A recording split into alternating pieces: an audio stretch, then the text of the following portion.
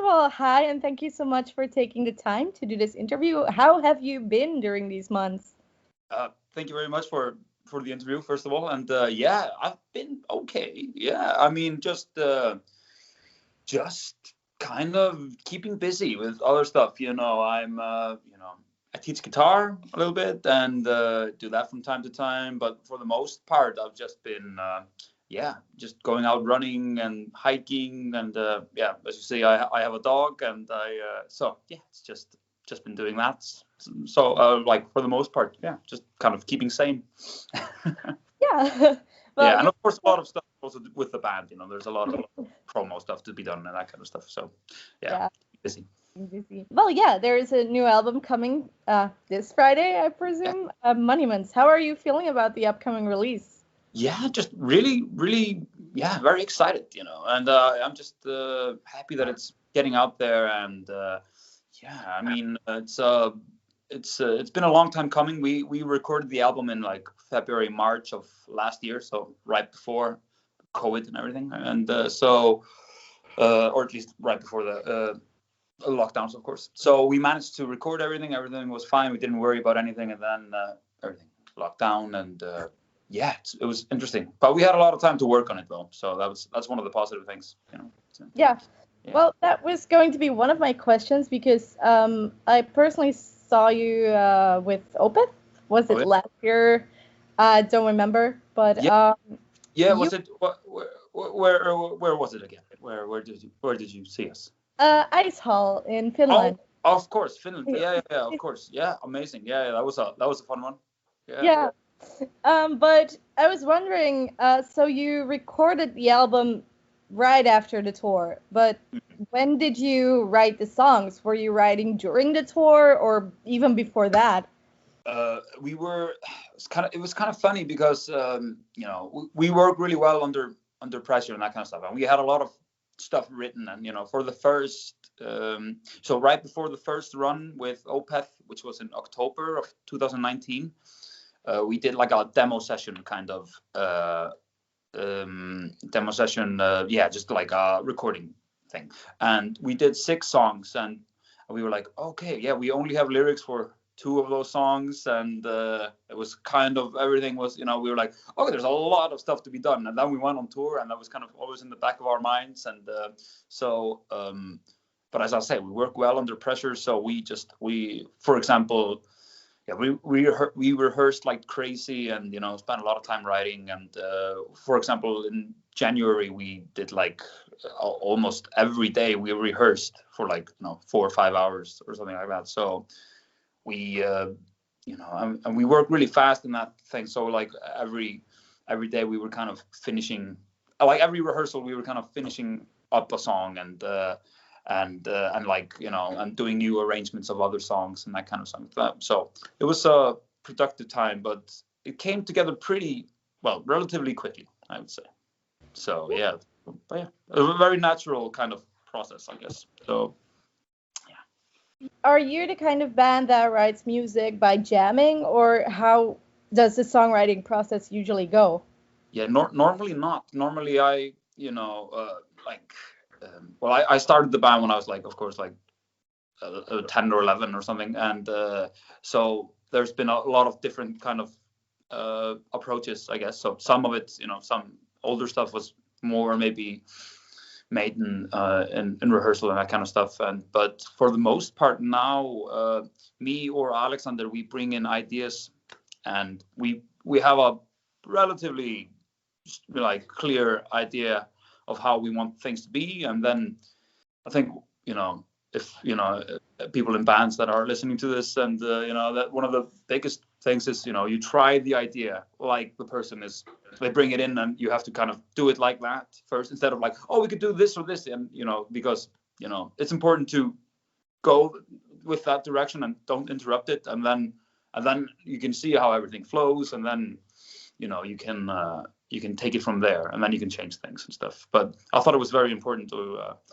because sometimes you just know how something is gonna work, and because you've thought about it for like a week or something, and then but for the most part we want to we bring things in, and then we work on them together. So it's a pretty I think that's the best way for us to work, you know. How, because you said you started a band when you were like 11 years old. How do you see the evolution of your band? Do you feel like the sound has changed a lot over the years? Yeah, for sure. I mean, to begin with, we were more like a blues rock thing, you know. And it's interesting because I grew up in this band, you know. I've spent more time in this band than, you know, not. So yeah, and I mean, you know, to begin with, you know, because you to begin with, you know, people want to sound like their idols, and they want to be, you know, not someone else, but, you know, they want their albums to sound like the ones that they love, and that makes, of course, perfect sense. But, you know, but we never really set out to be, you know, the kind of a band that was like, you know, frozen in 1971 and then, you know, put in the microwave and like, ta-da, you know, all these years later. We were never really wanted to be that kind of act, you know. We're just a rock band, you know, with very varying, like, a lot of different kind of, you know, influences and that kind of stuff. So I just see that we've, especially with this newest album, Monuments, we really found our stamp, you know, our sound, you know, which I'm very happy about. And I think that's just something that happens with time, as, you know, you keep on doing something, and, you know what works and what doesn't, and yeah. So yeah, I'm happy about where we are at the moment. So Yeah. well, yeah, this album is also the first one to be released through Napalm Records. How has the collaboration been so far for you guys? fantastic. Yeah, it's been really, really good. It's really nice to feel like the excitement that they have for the band and the album, and, you know, it's just yeah, it's very very refreshing, I have to say. You know, feels really good. You know, they're really nice people, and we've known them for a long while. You know, we've been in contact with them basically since we started touring. You know, always like meeting people at festivals and that kind of stuff, and they were always the people that were kind of hanging out with us, having a few beers and that kind of stuff. So, you know, it was when our contract with Nuclear Blast was over, I was like, okay, Napalm, let's see what they have to say, you know. And luckily they were really into it. So yeah, we're in good hands. Yeah. Now, I don't know if this is true, but on your Wikipedia page, it said like that you guys moved to Denmark to be closer to Nuclear Blast. So I was wondering, are you still living there, or did you move back to Iceland? Well, we moved to we are all living in Iceland right now. We're all living in the Iceland. Oh, sorry. Yeah, I had a lot of coffee. But yeah, we moved to Denmark in 2014, and we lived in my sister's house at like a lower, like, ground floor, and so it was we did that for 2 years. So 2014-15, and we played like, you know, 100 shows per year, and probably also in 2016, but at that time we had moved back. So it was a very interesting time. It was so fun, you know. It was just you know, we took, well, actually my brother and my father like made the car, our van that we bought, like made the car fit for the road, and, you know, took a ferry from Iceland to Denmark, and, you know, it was a whole adventure that time. You know, it was quite special. But yeah, what was I gonna say? We moved to Denmark basically just because we were, you know, we had never, you know, we had an album coming out, and there was a lot of interest, and we were like, okay, but we can't do like even half of these shows if we have to fly out and in, you know. So we decided to move to Denmark because just so we could play, you know. So we basically spent that time, you know, we said to our booking agent, just book everything, just, we don't care, we'll be there and we'll just play. And, you know, so we played like every show imaginable, you know, during that time. And it was really, really fun, also very tiring, but, you know, quite an amazing experience. But, you know, it wasn't because of Nuclear Blast, but I mean, you know, that didn't hurt, you know, because of course they are a German label, and a lot of our audience is in, one of our biggest audiences in Germany. So it made sense, because in Denmark, you know, we lived like right on the bottom there, so very south. Yeah. So it was only like, what was it? Only 30 minutes to the to the border. which is very dangerous for a rock band that likes to drink beer, because the border shops are there and they are cheap, so cheap, you know. I think when, you know, in 2014 we had Guðjón on drums, who had been in the band at that time for 9 years, and then Stefán Ari comes in 2015, and he comes to the house, and it's just like a stack of beer, just like up like 2 meters or something, or like, yeah, it's really cheap here, and he's just like, okay. With a bunch of drunks. No, but it was we were young and we could do it then, but it would be too much now, I can tell you. Yeah. Do you feel like, especially the touring aspect, I never really thought about Iceland being maybe kind of limited for you guys. Do you feel like it nowadays is still kind of a limitation? Yeah, I mean, the being on an island thing definitely has its limitations for sure.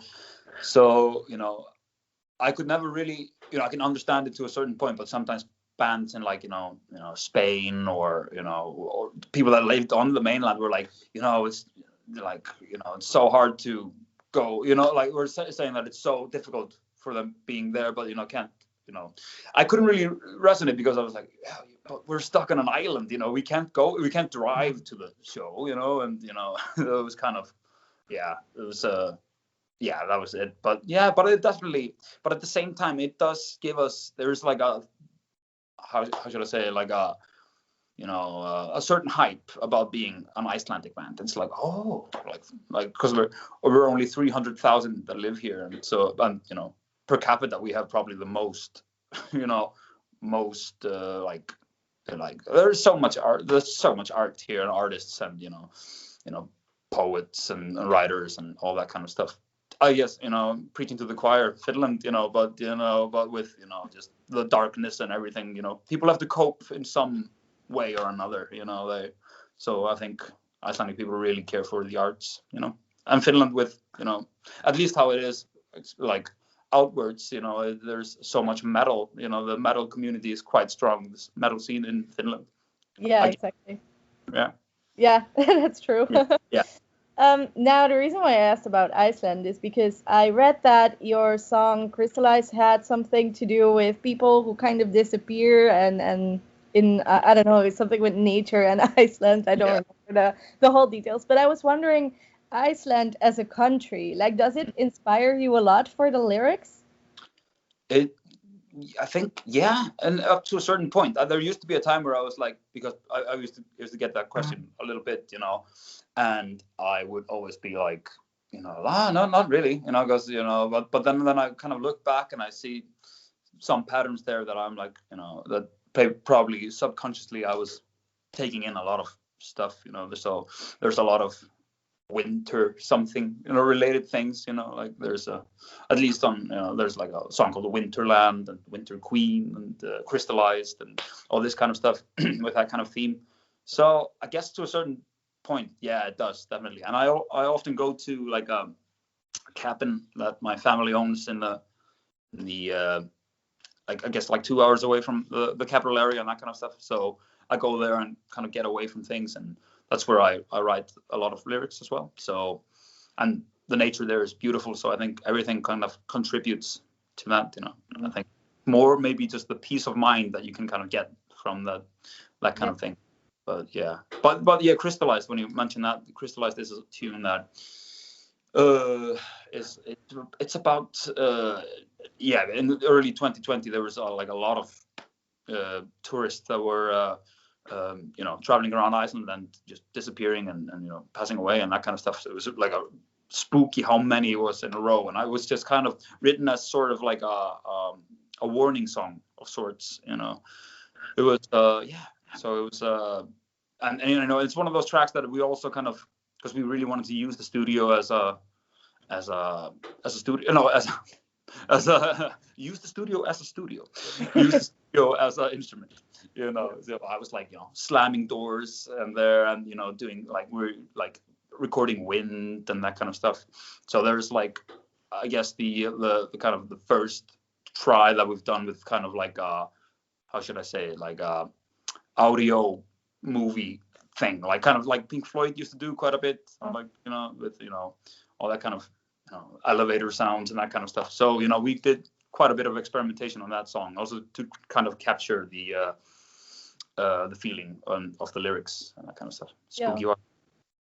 Yeah, there is some kind of mystery element in there, and it's horribly catchy. It's been in my mind the whole week. I don't know how you survived like having made this song, but yeah. Thank you very much. Yeah, it's good to hear. Yeah, it's we tried to blend the catchy pop sensibility stuff with the complicated heavy stuff, and we just want to have a good time. So it's just kind of, because I was saying it in the interview earlier. I didn't realize it at first because, on this album there's a lot of like longer tracks and stuff that, because we just allowed ourselves to just kind of make the kind of just let the song be what it wanted to be. If it wanted to be long and really complicated and stuff, we let it go into that direction, but then we also let the poppy songs be a little poppy, because in the past we used to de-pop stuff, just like putting something really complicated in and just like just to fuck with the whole formula and that kind of stuff. But yeah, so I've said this in a few interviews, but yeah, I like the balance between those two things. It's like I love ABBA, but I also love Gentle Giant, so it's just kind of juggling that. Were there any other songs that you had this kind of experiments going on in the music? Yeah, like Forgotten, track number 6, which it's a very interesting song, and it goes into kind of like really proggy kind of areas. And there's a point there where I was listening to an album by a band called Casita, which was a British band. I think it was one of the first albums that was released by Vertigo, the English label. And so yeah, there's a part in one of those songs by Casita. Also happens on a Pink Floyd number actually, but he sings a note and then like it turns into a synthesizer. It's like then it's like cross-threaded and then it's a synthesizer. I did that as well on this one. I was just like, it has to happen. It has to happen right here. And then during the last day, we had time to put it in and that kind of stuff. So it was that was quite interesting. It was good to hear myself as a synthesizer. Yeah, and I also like played a guitar through a synthesizer, and I was using like the filters and that kind of stuff for that kind of. Also on that tune, yeah, there was a lot of experimentation as well. I didn't really have a clear idea about how I wanted the solo in that track to be, but then I just decided to do a lot of guitar solos on top of each other and then just kind of puzzle them together and kind of try to make a cohesive mess, because the song is about, sorry, I'm rambling on a bit, but the song is about Alexander's great-grandfather who was put into tuberculosis, like the disease. I'm sorry, but yeah, it's like a hospital where it was specially made for. It was basically like a death ward in Iceland. People went there to die, and he was 5 years old, and he was put into that ward. He was supposed to be there for 2 weeks, but ended up being there for a year, and was only able to see his parents like once a week for like 20 minutes from a distance or something. So it that's basically where that comes from, and so that kind of isolation was inspiration for the solo, for just kind of feeling like suspenseful, I guess. Now the title Monuments, where does it do you see the songs as monuments, or does it thematically kind of connect all the songs together? I mean, yeah, I definitely see like kind of how I see it is every song is a monument of certain times in our lives and that kind of stuff, because every song on the album kind of has it's I guess a monument for a lot of different chapters in our lives, kind of how I see it. And because like on this album we decided to go just be more open and personal and I guess honest, lyrically, because sometimes in the past I was maybe I meant something really heartfelt, but I used maybe used to mask it with a lot of different kind of you just like being kind of like not very upfront about it, but on this one I really wanted to be really open and personal, and so Yeah. So yeah, there are songs like, for example, This One's For You, which is a song that I wrote for my brother who passed away in 2018. So it's yeah, as I say, it's kind of like a, yeah, it's a, you know, it's a heavy thing to, of course, you know, sing, you know, write about, but, you know, very cathartic, and, you know, it left me in a pretty good place just after that, you know. So I guess, yeah, Monuments about different periods in our lives. Yeah. Yeah. And how did you decide on the singles? Because there is such a, like, the album as a whole is very diverse. So I can only imagine it was quite difficult to pick the best song to represent the album. Exactly. Yeah. I mean, we were originally going to have Crystallize being the first one because, you know, we were just like, it's such a, you know, slap in the face. There's so much going on and you're like, ugh. But, you know, Whispers is also, it kind of sums up, it is, you know, pretty, you know, it's big sounding, it's catchy, but it's also, you know, musically kind of demanding, and, you know, which is, I guess, sums us up in a certain sense. But, you know, it was interesting. Yeah, it was, but then we decided Whispers was maybe the way to go, you know, short and sweet, and, you know, and go straight to the point, which, yeah, I'm quite happy with the selection, actually. The only weird thing is, like, the first three songs, first three songs on the album are, even chronologically, like the first single, the second single, and the third single. So I guess, and it's also, yeah, it's the first side on the vinyl. So I guess people will maybe skip the first one after they've been listening so much to, like, if they've been listening a lot to the singles, then they're like, yeah, just skip side one and go straight to the stuff I don't know. Oh, slipped my mind. I had a question. I don't remember. Doesn't matter. So you also, the artistic side of your band, especially for this album, was really cool. Like, I really liked the music video, but I also really liked the cover art, for instance. Nice. Can you tell maybe a bit about those things, how you usually work on those visual things? Yeah, well, like, we've been very lucky to have been able to work with a lot of fantastic artists, and yeah, the videos normally, a good friend of ours, Nicholas Helgi, he's made, I think this is his fourth video with us. He made Crazy Horses, Babylon, On the Run, and Crystallized. So, you know, and normally he has a very wacky idea, and we were like, yeah, that sounds great, let's do it, you know. And there's a lot of improv, of course, like, in that, you know, we enjoy kind of, you know, acting a little bit, you know, so it's fun. But with the cover, and, you know, it was actually like, for Monuments, it was the third artist that we were working with, actually. So we were working with what's his name, with Julian Haas, who also made the Gateways artwork. We kind of wanted to go into that direction a little bit more, but ended up seeing, you know, we didn't really end up seeing eye to eye with the direction. So we went to another artist, and the label weren't like, oh yeah, they weren't really into it. So they suggested Sebastian, and I had been aware of Sebastian for some time.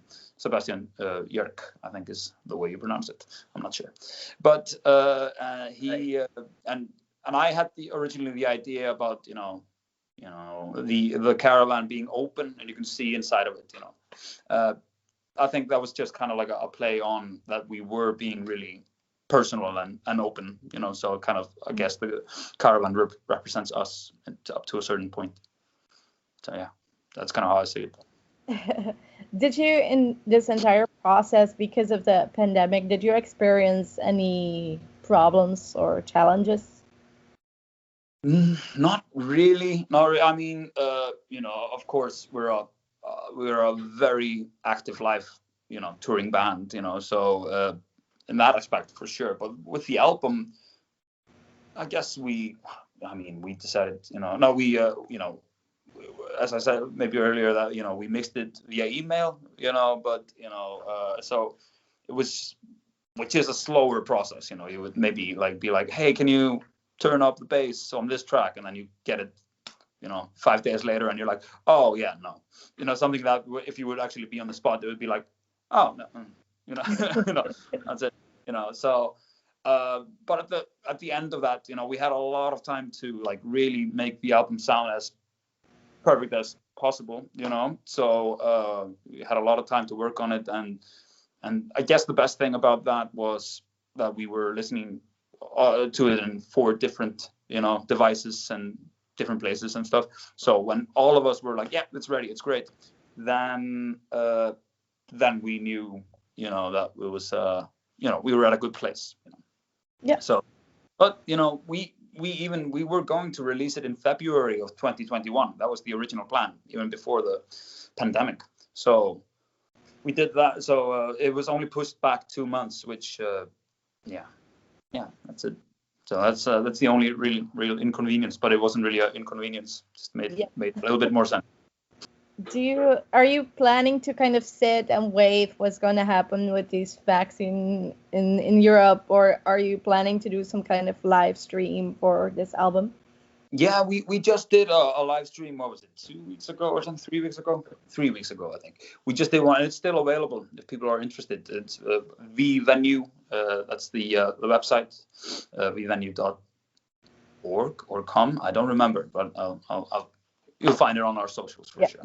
But I mean, we did that. That was a very like high production kind of stream. So I guess we set up a pretty high standard after that one, and we play some tracks on that one. And so I guess we have to when we do it again, it has to be a good one, maybe with a different kind of concept instead of doing like a set that we like, maybe doing like songs that we've never done before live, and just playing like the B-sides or whatever, Yeah.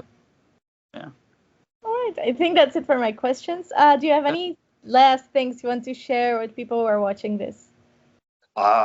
Just thank you so much for making it through, and hopefully I gave you a little bit of insight about the Vintage Caravan and that kind of stuff. And like the Finnish crowd has always been a really fantastic crowd. I've always had a good time in Finland. We were even kicked out of a bar once in Finland. That was fun. It was a misunderstanding, right? We didn't do anything wrong-ish,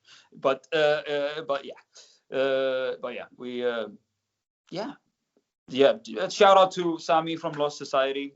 He's we've met him back in met the guys, of course, back in what was it, 2012, like a global battle of the bands kind of thing in London. So funny that like a year later we were both signed to Nuclear Blast and stuff. So that was good times. But cool. Thank you so much for the interview. I had a good time.